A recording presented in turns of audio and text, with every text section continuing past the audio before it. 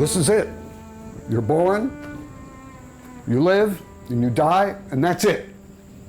In other words, we're not talking about you live and you have more. There's more to come, in a sense. This is it. This is it, which means I need to figure out what I intend to do with my life. In our time, we have succeeded in a rather admirable way in destroying the two-story universe. We understand that we live and die in one world, and when we are dead, we are really dead. When you die dead. There are no ifs, ands, or buts. You are dead. That is part of having lost any upper story of the universe. Death is death. A person never finally lives life until he or she lives death. You are your death.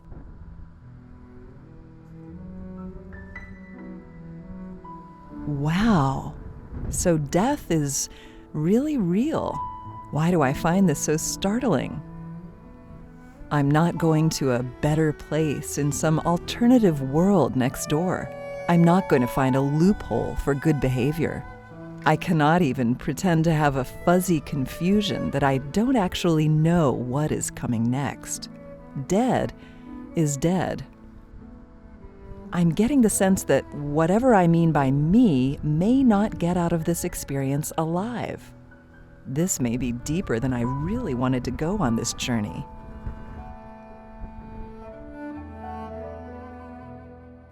Every wisdom tradition I know urges us to cultivate active awareness of our mortality.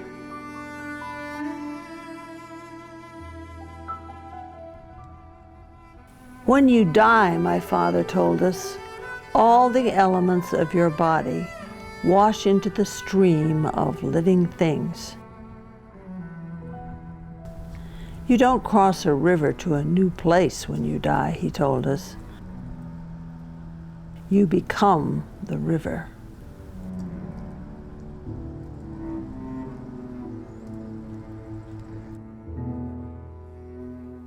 You are in exactly the same hands, in the hands of the same final reality in life as in death.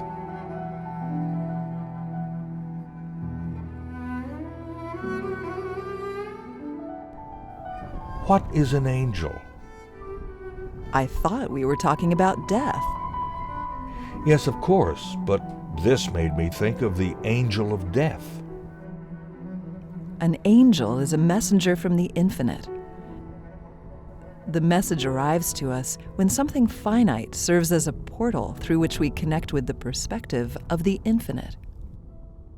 I think Jean Marshall can help us with this. Western literature is filled with references to the angel of death. We might wonder why death can be called an angel. Why not a demon? Death is an angel because it brings us the truth about our finitude. When we have crawled into our personality box, into that pseudo-reality of our own creation, we have most often left our consciousness of death out of that box. Especially, we omit our present time consciousness of our own death. In our own half-conscious and silly way, we are inclined to assume that we are the exception to the rule, that all things die. Since we do not have the courage, the skills, or even the reason for being realistic on this topic, we need the angel of death to remind us that all things die, including everything in our outer and inner life that makes up what we usually call me. The angel of death communicates to us the invincible power of final reality. The ever-presence of death is the mysterious void. I'm calling the experience ever-present nothingness. Even at the moment of birth, we can notice that we are born out of the void, out of a black hole of nothingness. As Nikos Kazantzakis put it, we come from a dark abyss, we end in a dark abyss, and we call the luminous interval life. Birth is an entry from the abyss. Death is an entry into the abyss. And as we walk from birth to death, the infinite abyss walks with us. We are surrounded by an ever-present nothingness, out of which we have come and into which we are returning. Each galaxy, each star, each planet, each squirrel, each human has a beginning and will have an end. The angels of ever-present nothingness travel with us at all times, smiling, grinning, constantly reminding us that we were not always here and we will not always be here. Carlos Castaneda suggests that death is a constant companion walking just behind our left shoulder. If we turn our head quickly, perhaps we can catch a glimpse of this constant companion.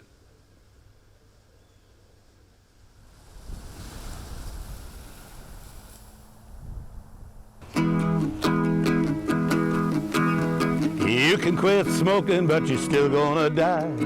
Cut out coking, but you're still gonna die. Eliminate anything fatty and fried.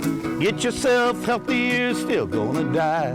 Stop drinking booze, you're still gonna die. Stay away from coos, you're still gonna die. Cut out coffee and never get high. You're still gonna die. You're still gonna die. Still gonna die. So give aerobics just one more try. But when the music stops playing, you're still gonna die. Stop getting a tan, you're still gonna die. Eat oat bran, you're still gonna die. Search for UFOs up in the sky. They might fly you straight to heaven, but you're still gonna die. You're still gonna die. Still gonna die. All the Reeboks and Nikes and tennis shoes you buy ain't gonna matter, you're still gonna die. Drink ginseng and tonic, you are still gonna die. Try hyaluronic, you're still gonna die. Have yourself frozen, suspended in time, but when they thaw you out, you're still gonna die. Have safe sex, you're still gonna die. Switch to Crest, you're still gonna die. Get rid of stress and all the rest, and go get an AIDS test. Go do your best, and move out west where it's sunny and dry. You can live to be 100, but you're still gonna die. You are still gonna die. Still gonna die. So you might as well have some fun before you say bye-bye, 'cause you're still gonna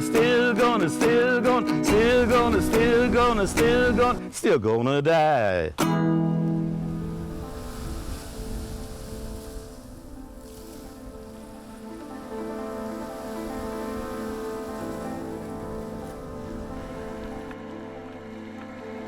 To the yogi, death is the sauce that adds zest to life.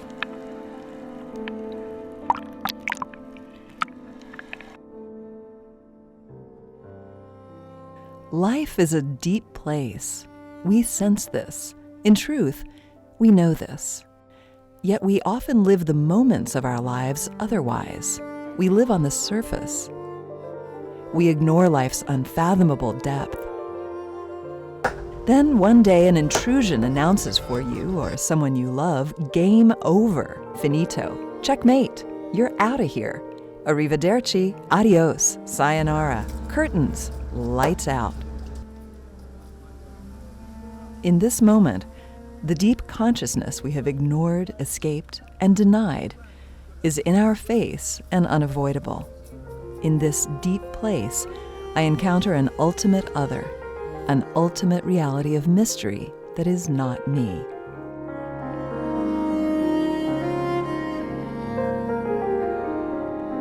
through the thou, a person becomes I.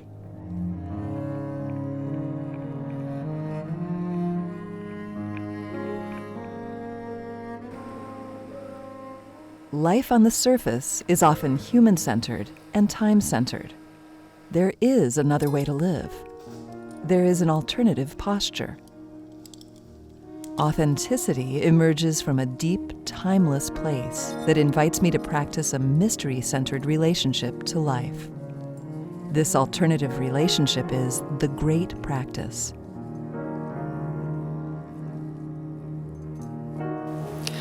There is a mistaken, in my mind, mistaken perception that once you've made a decision towards saying yes to whatever the mystery has for your life, that somehow everything works out. And it doesn't. It just doesn't. It doesn't turn out the way you wanted it. Often what you do falls flat on its face, and so on. And it's sort of like the mystery gives you an opportunity just to participate in authenticity. That's all the mystery does, is enables you to participate in authenticity. And the consequences, you have no idea. Living is not a matter of ideas about living.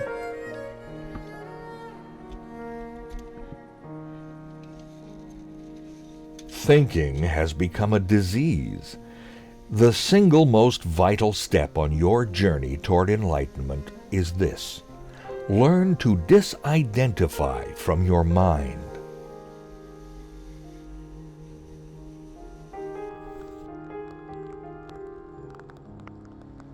Perhaps it is better to wake up, even to suffer after all, than to remain a dupe to one's illusions all one's life.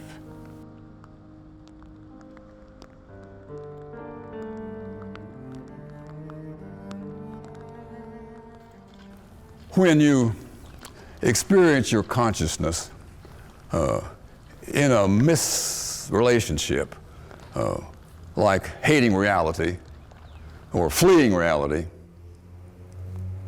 that's a kind of tragedy capable of the human being that the cat never bothers with.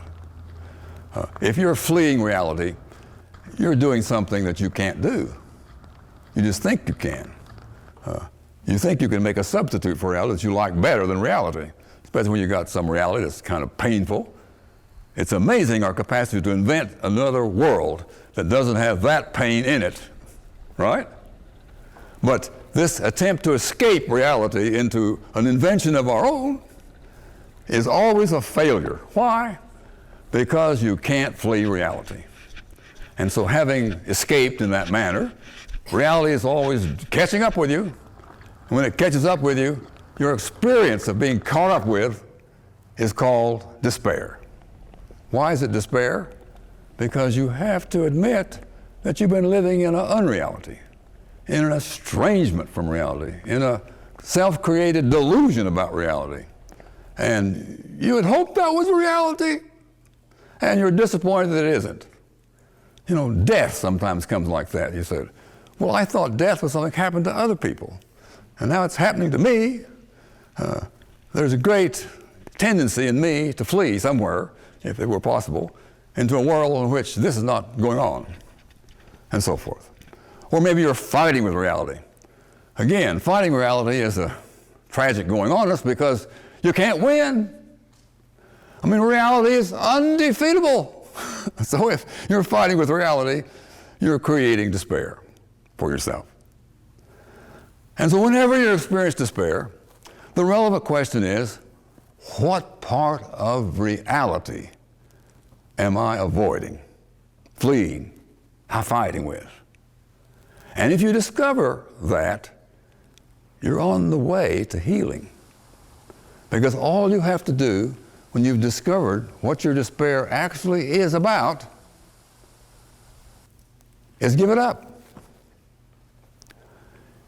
Lies about reality have a certain fragileness about them.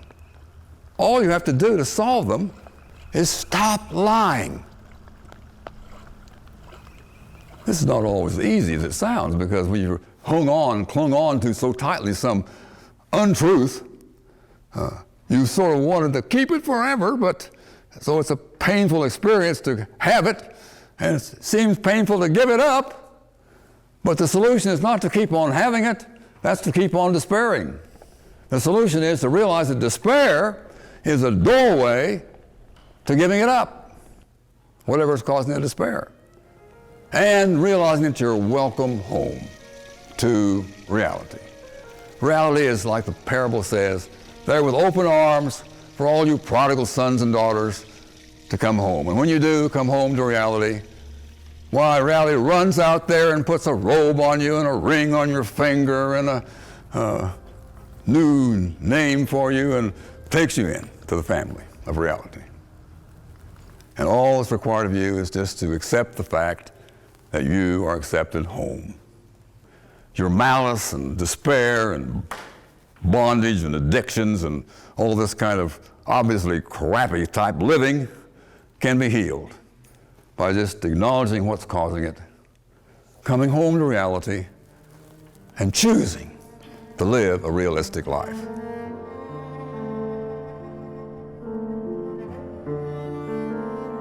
I give myself up to whatever the moment brings. I know I am going to die, and I have nothing left to hold on to. No illusions in my mind, no resistances in my body. I do not think about my actions, they flow from the core of my being. I hold nothing back from life, therefore I am ready for death. As I am ready for sleep after a good day's work.